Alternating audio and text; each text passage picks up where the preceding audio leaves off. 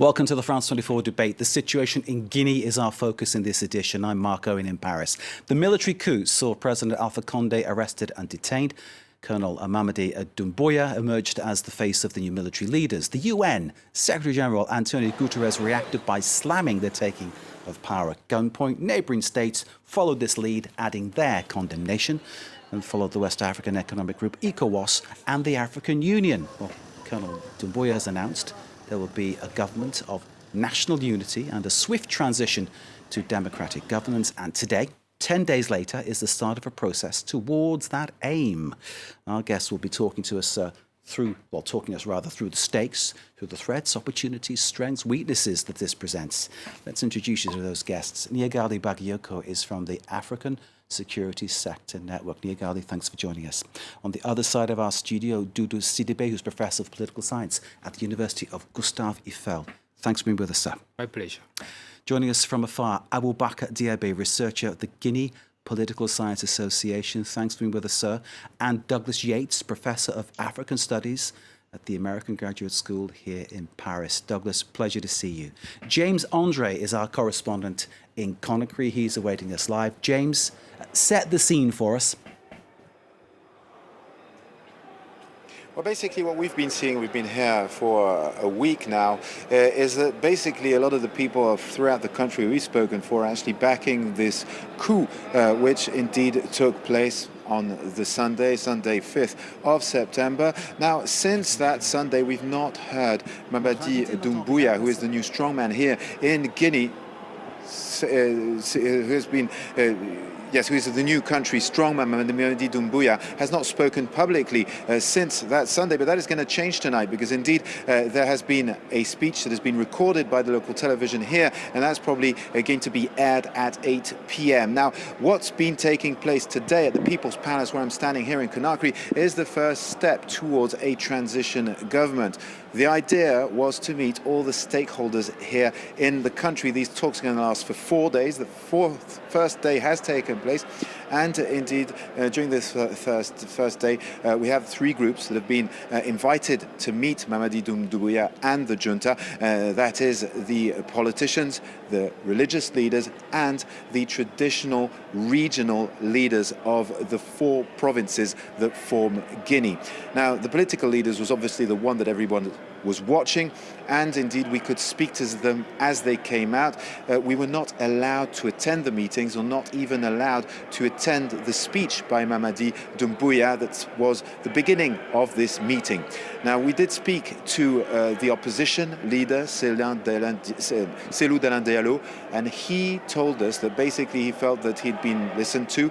He felt that indeed Mamadi Doumbouya was calm, was relaxed. He said that basically his speech was about not personifying power around his own persona. He also said that he wanted transparency. He said that indeed, this is Cellou Dalein Diallo, he said that he found that he spoke openly and frankly. So basically the leader of the opposition happy with this first contact with the junta. Now, we do know that Cellou Dalein Diallo was in favor of the coup. He said it over and over again. Now, at the end of this meeting, the junta invited the political leaders to present a memorandum about what they believe is required in Guinea in order to have a smooth transition back to democracy. James André in Conakry, thank you very much indeed. James, as he says, been there for a week, observing the situation and watching for all developments. Thank you, sir, very much indeed. Let's bring the debate to our studio and bring in first Niagalé Bagayoko of the African Security Sector Network. Niagalé, when you hear and see what has been happening, when you know what's at stake, what are your feelings right now about the situation?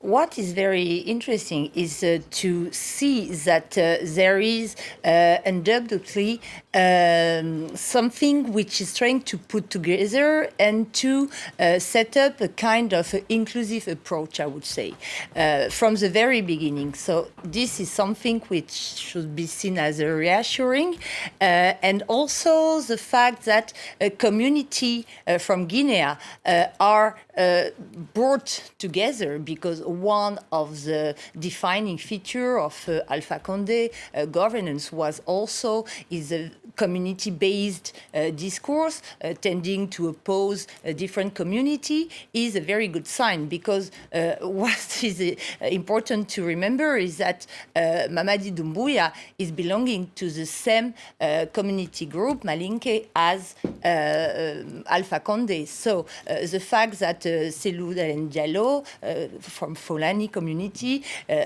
to be involved in those talks is, in my view, a very positive development. Okay, positive new Niagalé. Let's cross the studio and bring in Doudou SIDIBE, Professor of Political Science at the University of Gustave Eiffel. Good evening, sir. Thanks for being with us. Good evening. Essentially, give us your take on the situation, because we've heard from our correspondent in Conakry that things on the surface look like they're progressing well. Yeah, I think that things are progressing. I don't know if they are progressing well, but they are progressing.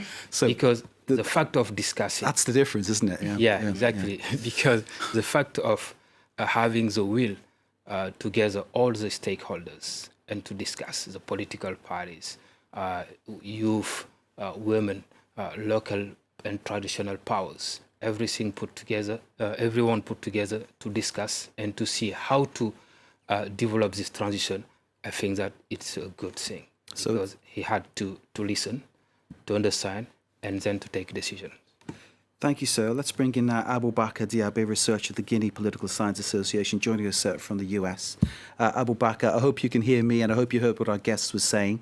Pleasure to have you on the programme, and we're looking forward to hearing what you think about the situation, as we've been hearing it from Conakry. Tell us, sir. Well, thank you for having me. Thank you so much. I think the situation, what's happening actually in Guinea is from many people in Guinea, they think that this was entirely predictable. Because if you look at the social dimension, the political and economic dimension, the country was completely destroyed by his leaders. So the rising of the military coup in Guinea right now was I think, from my understanding, was a good move for the country to move to another chapter of his life. So, from my understanding, the situation of this coup was predictable. Aboubacar, thank you very much indeed. Douglas, I hope you can hear us. Douglas joining us from a part of Paris. Good to see you, sir. It's always a pleasure to have your input on all matters African. And I know you have a particular interest in Guinea. Is this, as Aboubacar was saying, the start of a new chapter, or are we starting a different book? What's your thought? Well, I see this as a cycle, a constantly repeating cycle of coup d'etat. This is now an army push by special forces, then restoration of civilian rule, followed by a coup d'etat. There was a coup in 1984. And then another coup in 2008, and now in 2021. So the coups, the cycles are more frequent. They're happening more frequently now. The last coup was, a dozen years ago. The next one probably will be in 6 years. Douglas, thank you very much indeed. Niagalé, can I bring you back in? Douglas talking about a kind of cycle that's happening. Clearly in neighbouring countries, I'm thinking Mali, Chad, we've seen similar kinds of moves, which may be in some way indicative of some sort of pattern across the region? Yes, what is also important to say, I think, is what is a coup? Is a coup only military, or can a coup be civilian as well? And the problem that we do have today in Guinea is that we do have two illegitimate leaders who are at stake because what happened in the country is the fact that Alpha Condé has been running for a third term whilst he was not allowed initially by the constitutions. So it was very problematic to see that there was no real reaction against this from institutional multilateral African organizations such as the African Union and ECOWAS. And as you were just saying, what happened in Chad, in my view, is a real precedent, because when the former leader Idriss Déby passed away, he was replaced by a junta led by our son, and it was the first time that the African Union took no real sanction against the country. There has been a kind of validation of this coup, and it was more or less logical that other countries look at it as something conducing to other intervention of the military. And this is what happened, in fact, So in Mali. you're saying that the lack of action from the likes of the African Union emboldened the colonel to make the move he made? In my view, it is much more than a lack of action. It is, in fact, a kind of a betrayal of the mandate, the very mandate of those organizations would have been installed to promote democracy, constitutional order, and rule of law. And today, we can see that those principles are put behind the interest of the different state members of those organizations, interest of state members who are also competing once against each other. Niagalé, thank you very much indeed. Doudou, could I bring you back in to ask really about the situation regarding Alpha Condé? I mean, clearly, as Niagalé was pointing out, this is a man who twisted the constitution to seek another mandate, and that resulted in his downfall. I think that the fact of changing the constitution, the fact of researching a third term in several countries is a problem. And if you see in 2 countries, it is the case. Okay, in one country, it is matter of fragility. Okay, but in Chad and in Guinea, it's a matter of having a third term. It is not yet the case in Ivory Coast, but who knows? In matter of few days or few months or a year, what will happen?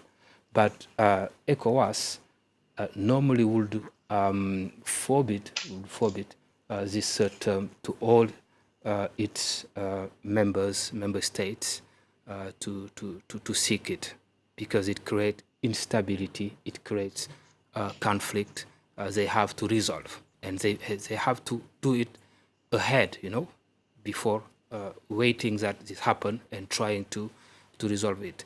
A coup d'etat and a coup d'etat, military coup d'etat, I would say, and a constitutional coup d'etat, which one to condemn?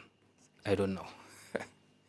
So are you saying that ECOWAS really should have acted in some way before. Having seen what Alpha Condé was trying to do? Alpha Condé, long-standing leader, one-time freedom fighter. It's worth pointing out his history with the country. I mean, clearly his heart was there, but somewhere along the line, power corrupts, doesn't it? And things change. Yeah, people can change, with power. We used to say that power corrupts, people.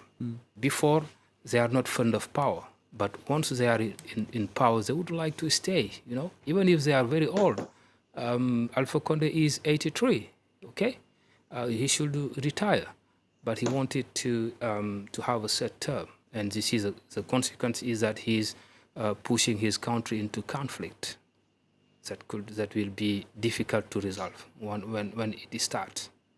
It's worthwhile pointing out that this coup has been bloodless. No one has lost their life. It's been carried out in that way. So no, they have 20 military From the presidential the presidential guard who lost their life. 20 military from the presidential guard lost their life. Absolutely. I was thinking in terms of civilians, but clearly, thank you for correcting that error, because that's very important, because any loss of life is important. So 20 casualties amongst the military. Thank you so very much indeed. Let's bring back in Aboubacar Diaby, researcher at the Guinea Political Science Association, joining us in the US. Aboubacar, the assessment there about Alpha Condé and his desire to keep hold of power. Do you see this as, it's not just a Guinean problem, clearly, as Niagalé was pointing out, other countries, as Doudou was talking about, Ivory Coast, we've seen other places across Africa where this is almost an endemic issue? Well, thank you. This is a good question. Like, let's say in the last 16 years, African countries, most of the African countries has experienced almost 42 coup d'etat, as the data show. So it's very sad in Guinea to see that Alpha Conde, who was like a prophet to bring peace, like to bring development and bring stability in the region, he became a dictator. It's very sad to see that. But we have to analyze this aspect in two areas. The first area, Alpha Conde is from this. He's from my tribe. We came from the same ethnic group. But he was playing the ethnic line, the ethnic card in the country. And secondly, he tried to change the constitution to remain and die in power.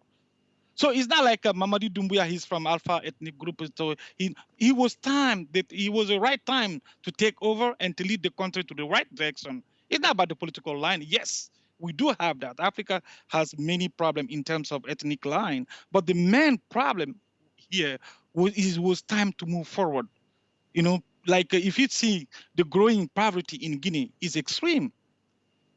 And people don't have the right stable life to move forward. So it was a time and a good moment to do the coup and move forward. I don't agree with the coup d'etat, but this situation was a good move for Guinea to move forward. You don't agree with the coup, you don't agree with the nature of the coup, you don't agree with the violence of the coup, but you agree with the nature of the notion of change. That's the message I'm getting. Aboubacar, I need to stop you because we need to take a very short break, but I promise you, more discussion when we come back for part 2. Stay with us.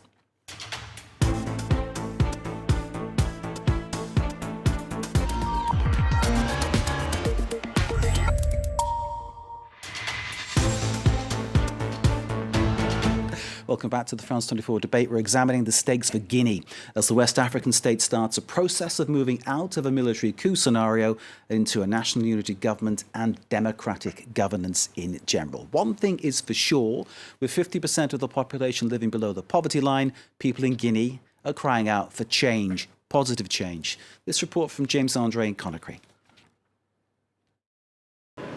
Bonfi is one of Conakry's poorest neighborhoods.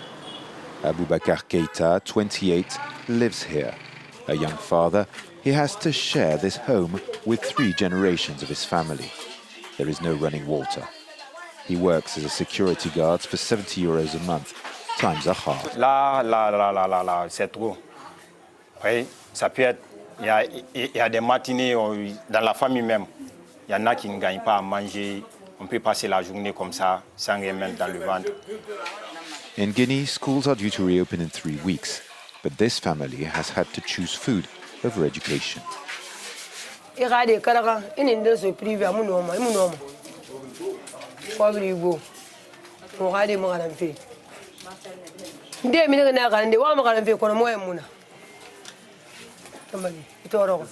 Abdoulaye, the elder, has lived through all the political regimes since the independence. He feels life is tougher now than ever before. Le plus important pour nous, nous voulons que la Guinée aille en avant. Que la population guinéenne, tout le monde gagne son petit pain. C'est ce que nous voulons normalement. Mais si, avec nos responsables, ça n'allait pas du tout. Ah, on va voir cette fois-ci. Neighborhoods like this one have been abandoned by successive governments for 60 years. This time, they hope things will be different, that they will be considered and especially offered jobs and opportunities to rise out of poverty.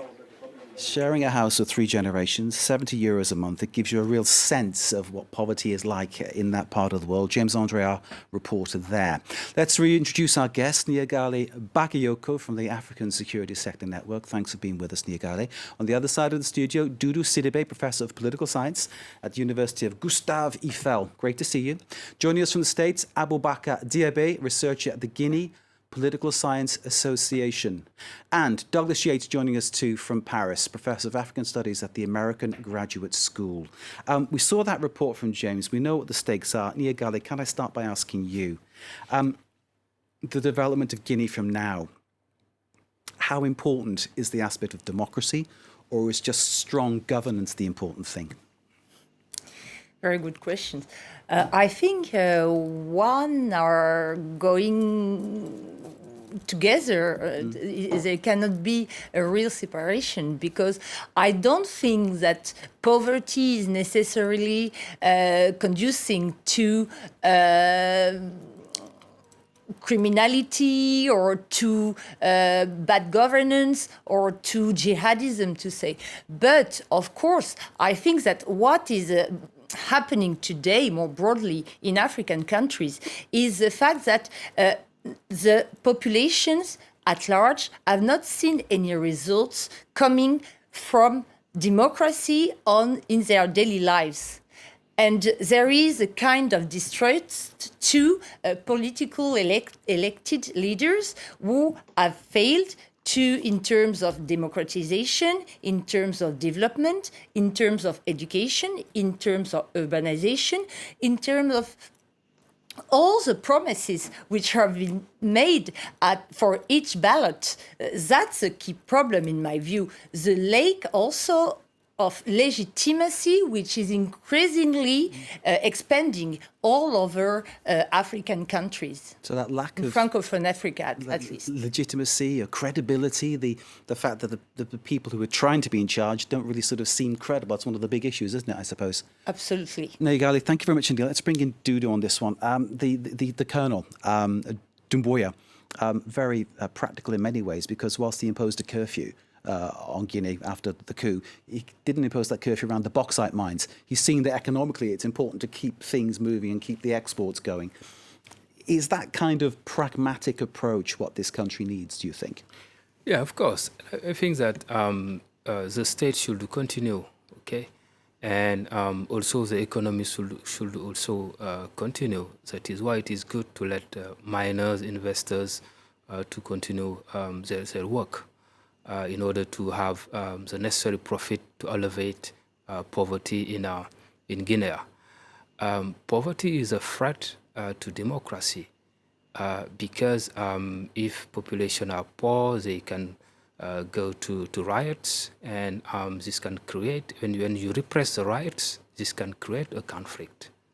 Many conflicts, started like that because of repression. Okay, there is a direct link between poverty. If you read Paul Collier from World Bank, he did a study on that, That is why it is good to fight against poverty. And in Guinea, you have 44% of poor population. It's a lot. I read that it was like 50% of people living below the poverty line. Absolutely. And it's to all people watching this internationally, of course, because this goes out all over the world, they'll have their own notion of what poverty is. So, for instance, where I was brought up, people were considered to be poor, but they would have social security, they'd have things to support them. Absolutely. I take it people in Guinea aren't going to have that kind of backing, that kind of safety net. Yeah, they should have all these things. They should have all these things, shouldn't they? Absolutely. And they have the necessary resources for that, But there is corruption. There is also what I call bad negotiations. They were not able to negotiate, really their interests, with multinational in order to exploit these resources and get profits. Okay? And this is a problem all over Africa, Negotiation is of paramount importance for me, for the states. They should, train their staff in order to negotiate their interests in several domains. Doudou, thank you very much indeed. Let's go back to the States, to Aboubacar, DIABY researcher at the Guinea Political Science Association. Aboubacar, thanks for waiting patiently to have your next contribution here in part two. Trickle-down economics is kind of a phrase that's coming to mind. If the bauxite mines are opening and working, if the exports are working, then the money will come in and it will come down to the poorest people and perhaps help them. Do you think that'll work in Guinea? Well, it's not working. That's a good question. That's a good point to mention. So the main problem in Guinea, is a lack of leadership. Is the main problem. If there's a lack of leadership, there's no way forward for development. So in Guinea, since 1984, let's say 1984, Guinea has experienced many coups d'etat and many lack of leadership. How we will think that is good time to move forward with to against and to fight poverty? No. So the best way, because to fight poverty, you have to have a good governance. Governance is the key factor for international development. So now, what I like about Mr. Doumbouya, the military junta, the leader of the military, he read people's mind. What the Guineans want, what the people want. It's not like Guinea is divided in so many lines, but he read their mind. He says it's time to move. It's time to fight poor leadership. It's time to take over. And include people in the governance. That's the main message he's trying to send out to the people of Guinea. I think that's the good move. So Guinea has experienced lack of leadership for 25 years. So it's time to go more. It's time to go forward and call the diaspora to come back home and do their best so that the country can take over and move forward. That's my takeaway of this debate. Aboubacar, thank you very much indeed. I'm getting a sense that this isn't just a lip service being paid to a process, but something that is developing. We're getting positive sounds coming from Conakry, but as Doudou pointed out, there's positive and really positive, and that nuance is very, very interesting. Let's take a listen to Colonel Doumbouya speaking a few days ago, of course, about this process that he wants the country to go through. It's our duty to save the country and bring the Ghanaian people together. We will put a system in place for all of the people to come together, because a political system that is not inclusive is a system that is not based on peace. Douglas Yates, let me bring you in here. The Colonel Doumbouya, one of his political heroes, or perhaps his political heroes, Jerry Rawlings of Ghana. Do you see that as a good sign? No, I'm afraid I'm an opponent of military rule. The fact of the matter is the colonel doesn't understand the international system. There might be a change of leadership in Guinea, but nothing has changed outside. Guinea just borrowed $20 billion from China. Xi Jinping is still in office. That money is going to go to bauxite mines and an alumina refinery, but that's going to take years for that money to translate into revenue. So he's not going to have any revenue from that unless he steals. The rest of the money is an IMF standby agreement, and the IMF is going to require he balances his budget, he increase taxes, he stops subsidy for food, petrol, and electricity, or that money is cut. And it was precisely those policies that made Alpha Condé unpopular. So either he becomes a kleptocrat and steals money, or he attempts to implement the policies that will saw the branch that he is sitting on. Either way, this regime will end as it started. So the situation, Douglas, as you're pointing it out to us, it looks like being between a rock and a hard place would actually be a good thing. This seems to be a lot worse than that. Yeah, well, the fact of the matter is nothing fundamentally has changed for Guinea because they've changed leaders. The corruption is endemic. Apart from the failure of distribution, we're just speaking macroeconomically. Guinea has minerals. 60% of its population grows food. To produce those minerals, it takes time. They will generate revenues, but those revenues are insufficient for Guinea's development needs. The rest is financed on debt. And by the way they're developing those minerals is $20 billion in new debt to China, which will only make them more in arrears, make it more difficult for them to balance their budget. Indeed, Chinese influence is one thing we've debated here many times, the Chinese growing influence across Africa. Douglas, thank you very much indeed as ever. Douglas Yates from the American Graduate School here in Paris. Here in the studio, Niagalé Bagayoko of the African Security Sector Network, Doudou SIDIBE of Gustave Eiffel University, and Aboubacar DIABY joining us from the States, researcher at the Guinea Political Science Association. Aboubacar, can I bring you in on this one? Do you share the pessimism that we heard there from Douglas Yates, Aboubacar? Tell us what you think over there in the US.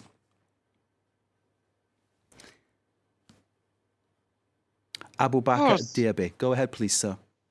Yes, you hear me? Yes, we can hear you. We lost your vision for a while, sir, but I can see you now over my shoulder, which is very reassuring. Yes. And please, you've got the floor.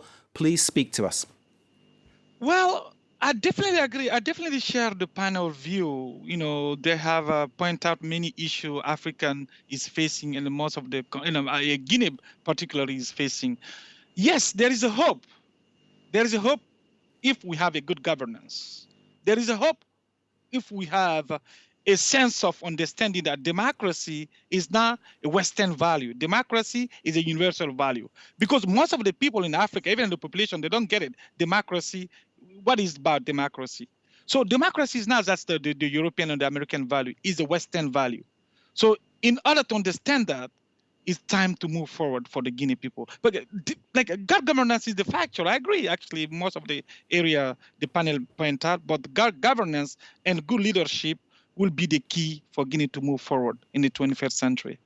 Thank you, Aboubacar. We call this the debate, but I think there's no real debate here. I think everybody wants what's best for Guinea. That's the main thing, isn't it? And everybody, it's a question of how that works, I suppose. So, Niagalé, can I bring you in again to talk about, well, to ask you, in these discussions going ahead now in Guinea, what is the most important thing, do you think? I mean, clearly the dialogue is important. Clearly the idea of laying down this path to democracy is important. Clearly strong leadership is important too.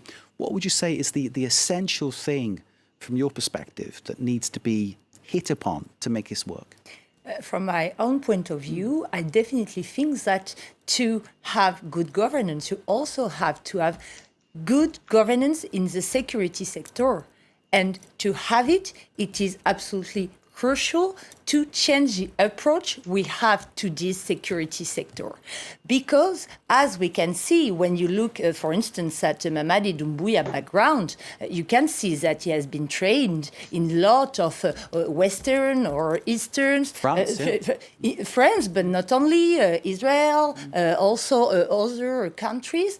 And I think today, not only in Guinea, but everywhere in Francophone Africa, there is a real need to depart from those approaches based only on training and on reinforcing operational capabilities to fight. There is a need also to focus on the good governance, on transparency, on accountability of the democratic, of the security apparatuses as well, and also on the way in which they are also taught how to show respect to human rights. And those two dimensions are directly missing from all the approaches that international community has tried to push to make professional military to be reformed. Of course, you have also the UNDP, who has been involved in very deep reform in Guinea to help the military to change. But we can see that it is a total failure. So, in my view, there is a need to change the operational approach to a security approach based on governance, democratic governance. Democratic governance, Doudou, I can imagine you're agreeing with that, but give us it in your words. Yeah, I agree with her because without a good governance, Guinea cannot achieve its goals, okay? But I think that it's not only about leadership. Leadership, yes, but also to build strong institutions, okay? Because without strong institutions, the leaders can do whatever they like while ruling, okay? I think that we have to rethink the political system in Africa. We should not let only one person decide on everything. We should have a kind of check and balance, in all the system in order to oblige the president to negotiate. Okay, I would say like a polyarchic system in order to negotiate. Different bodies of power would negotiate in order to take a decision. And I imagine the decision will be the best because it is negotiated by several stakeholders. It's my point of view. When you said that word about not entrusting it to one man, I went to my notes and remember that Colonel Doumbouya said, we will no longer entrust politics to one man, we entrust it to the people. Exactly. Which are great words, but absolutely, do those words mean anything? Does he mean, I mean, I suppose we'll see what happens, but yeah. It's easy to say, it's difficult to do. Yeah, in Guinea, they are called people of Guinea, le peuple de Guinée. It's the only country I could hear that, What does it mean? It means that they focus on people, theoretically, but practically, the leaders do not implement it, okay? They should let the people convey their ideas, their feeling, okay? Give them the liberty, the capabilities in order to achieve their dream of getting out of poverty. And I think that they can do it. This is fantastic stuff, Doudou. Thank you. Douglas Yates, can I bring you in? Because it sounds like what we're calling for here from our panel. I'm sure you will agree, but you'll have a take on this, and that's why we love having you on the programme. Douglas Yates, the idea that we're hearing of changing something for the people is obviously one thing. It is the big problem that the politicians in the past and perhaps in the future usually have their own interests first, and then those are the people second.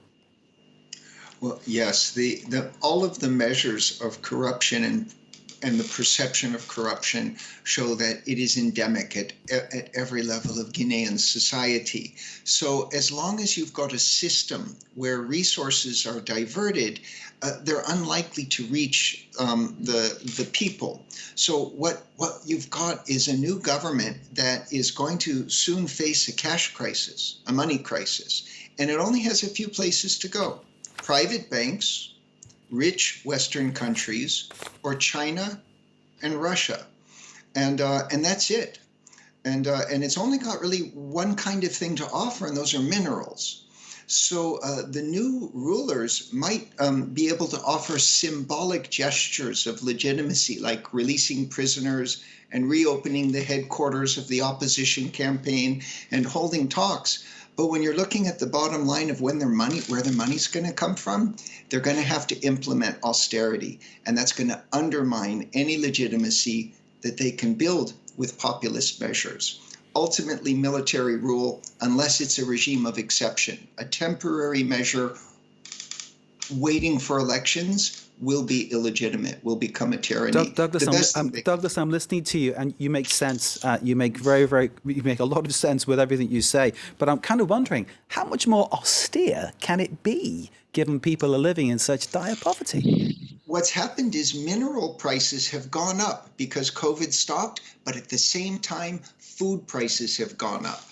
And therefore fuel prices have gone up, and all of the things Guinea can't provide for itself have increased. So either the government subsidizes those prices for the poor and then goes into deficit and goes into debt, or the government cuts those subsidies and then we have popular protests or another coup d'etat.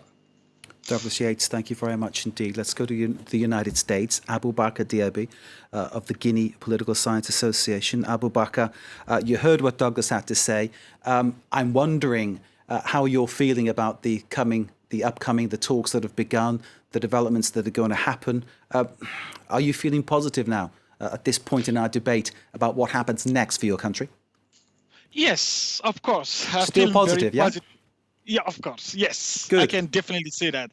Well, let's say Guinea is a very rich, just poorly managed in the past. That's the one. That's main point. That's the main point. Actually, what's happening actually in Guinea.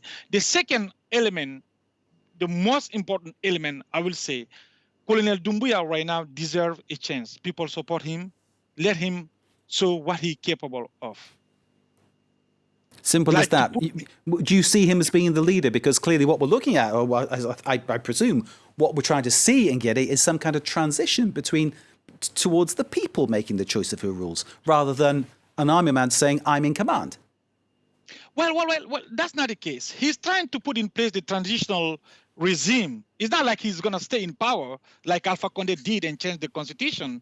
He's time to put in place a good governance and a constitution. There's no governance without a good constitution. That's the key factor. So now it's time for him, like he said at the beginning, when he took over with his team, he said that it's time to put in place a good governance. Without a good constitution, there's no governance. So what Guinea need actually right now, we need an inclusive society where rule of law, and a strong constitution are a key element for Guinea people. That's my understanding. Well, here's to that, and let's hope that is respected. Final comment to you, Niagalé, about what happens next. If you could basically wave a magic wand and make it happen, what would it be? I agree that the question of rule of law is absolutely crucial, as my colleague was saying, and to build strong institutions is key. But there is also a need for all stakeholders to show respect to those legal frameworks. That's absolutely indispensable. And until we cannot reach this situation, I think we will stay in the kind of cycle which was described by Douglas with unconstitutional changes of constitution and then military coups. Thank you. I'm stealing another 10 seconds for you, Doudou. Your final word. Yeah, my final word is I'm wondering how much time, the transition will last, okay? Maybe the shorter is better for me, okay? Maybe 1.5 years maximum. Doudou, thank you very much indeed. My producers now told me we are out of time, so I apologise for overrunning, but I had to get these guests their final words. Niagalé Bagayoko of the African Security Sector Network, thank you. Doudou SIDIBE of the University of Gustave Eiffel, thank you very much indeed. Thanks to Aboubacar DIABY in the States there at the Guinea Political Science Association, and thanks to Douglas Yates here in Paris at the American Graduate School. Thank you for watching. Stay with us. You're watching France 24.